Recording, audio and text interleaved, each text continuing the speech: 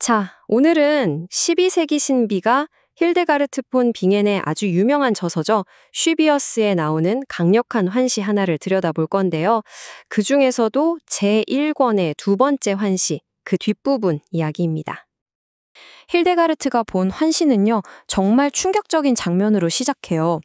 인간이 하느님께 등을 딱 돌리는 그 순간, 원래 인간을 위해 존재했던 이 세상 모든 피조물이 있잖아요.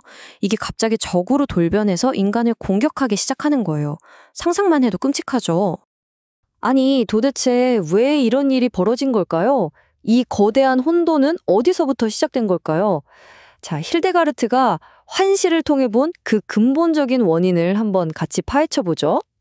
환시가 보여주는 건요, 이 모든 문제의 원인이 바깥에 있는 게 아니라는 거예요. 바로 우리 인간? 그 내면에 있었다는 거죠. 특히 이 통제되지 않는 욕망에 스스로를 내던지는 행위, 이걸 그냥 죄라고 하지 않고요. 영적 살인이라고까지 말합니다. 왜냐하면 그건 신성한 질서 자체를 무너뜨리는 행위나 마찬가지거든요. 시비아스에 나오는 이 구절을 보면 그 심각성이 확 와닿죠. 음란함에 씨를 뿌리는 것은 단순한 음란자가 아니라 살인자가 되는 것과 같다. 이건 그냥 규칙 하나 어겼다, 이런 차원의 문제가 아니라는 거예요. 신성한 질서의 뿌리 자체를 흔드는 그런 근본적인 파괴 행위였다는 거죠.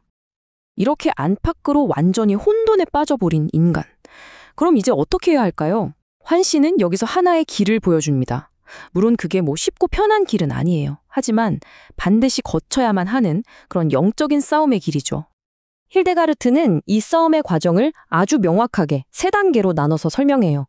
첫째, 내 안에 욕망의 불꽃을 끄고, 둘째, 마음속에 자리 잡은 온갖 나쁜 것들을 쫓아내고, 그리고 마지막으로 사람의 아들을 본받으라는 겁니다. 결국 핵심은 뭐냐? 바로 나 자신과의 싸움에서 이기고 그분의 고난에 함께하는 거죠. 근데 여기서 정말 중요한 포인트가 있어요. 이런 시련들이 우리를 벌 주려고 있는 게 아니라는 거예요. 오히려 우리를 더 순수하게 만들기 위한 일종의 테스트 같은 거죠. 마치 뜨거운 용광로 속에서 금이 온갖 불순물을 다 태우고 나서야 비로소 순금으로 거듭나는 것처럼요. 하지만 다행히도 인류는 이 힘겨운 싸움에 혼자 내버려진 게 아니었습니다. 힐데가르트의 환시는요, 우리를 구원하기 위한 하느님의 비밀 계획을 살짝 엿보여 주는데요. 이 계획이 얼마나 심오하고 놀라웠던지 그 교만의 상징인 루시퍼조차도 전혀 눈치채지 못했다고 합니다.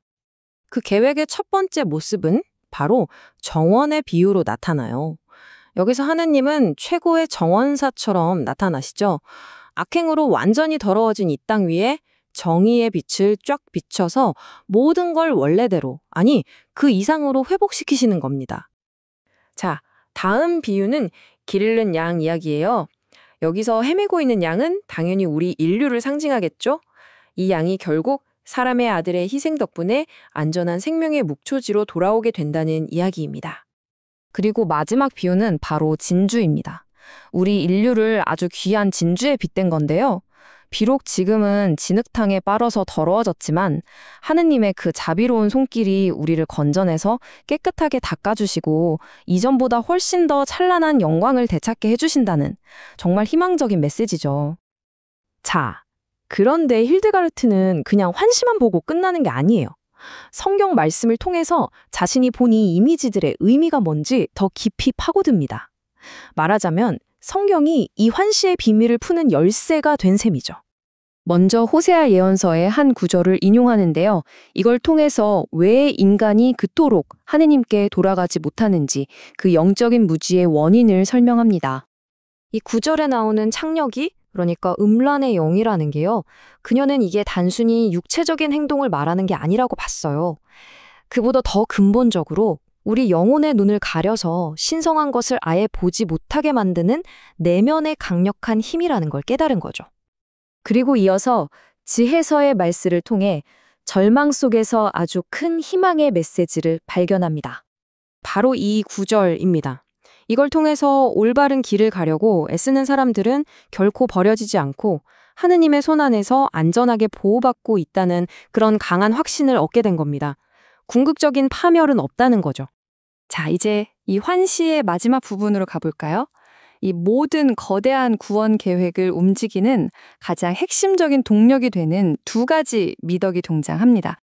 힐데가르트는 겸손과 자비, 이 두 가지를 마치 영혼과 육체 같다고 설명해요. 절대 뗄래야 뗄 수 없는 관계라는 거죠. 겸손이 모든 미덕의 문을 여는 시작이라면 자비는 그 미덕을 실제 행동으로 완성시키는 힘이라고 할 수 있습니다. 하나가 없으면 다른 하나도 온전할 수 없는 거예요. 결국 이 환시를 통해서 하느님께서 우리에게 주시는 메시지는 아주 분명해요. 이렇게 살아라 하는 하나의 행동 지침 같은 거죠. 정결하고 순종적인 삶을 살고 우리 앞에 놓인 시련들을 정화를 위한 과정으로 겸손하게 받아들이고, 그리고 무엇보다 우리 인간의 짧은 생각으로 하느님의 그 크고 비밀스러운 계획을 함부로 판단하려 들지 말라는 겁니다. 이 모든 이야기는 결국 우리에게 하나의 질문을 던지는 것 같아요. 저마다의 크고 작은 시련 속에서 살아가고 있는 바로 우리의 삶에서 이 겸손과 자비라는 두 가지 미덕은 과연 어떻게 하면 꽃필 수 있을까요?